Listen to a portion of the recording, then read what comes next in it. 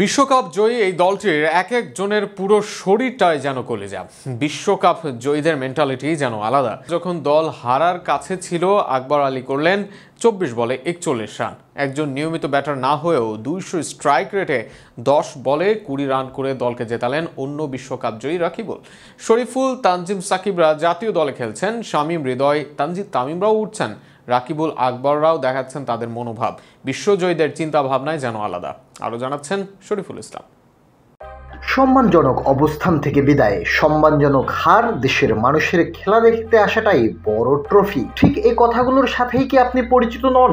যদি আপনি ক্রিকেট প্রেমী হয়ে থাকেন তাহলে হয়তো ম্যাশ তামিমদের মুখে এসব বাণী শুনে এসেছেন।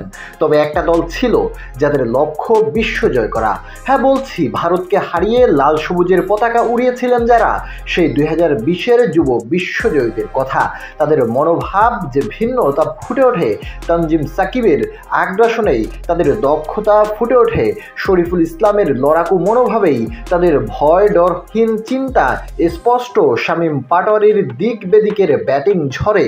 তবে সেই দলের নেতা আকবর কিংবা উইনিং রান করা রাকিবুলরাই বা কম কিসে?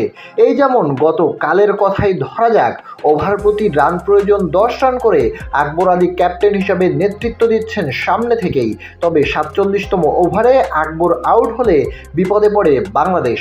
আর শেষ 3 ওভারে 39 রান যখন প্রয়োজন ছিল, তখনই স্পিনার রাকিবুল বনে গেলেন পুরো দস্তুর এক মারকুটে ব্যাটার।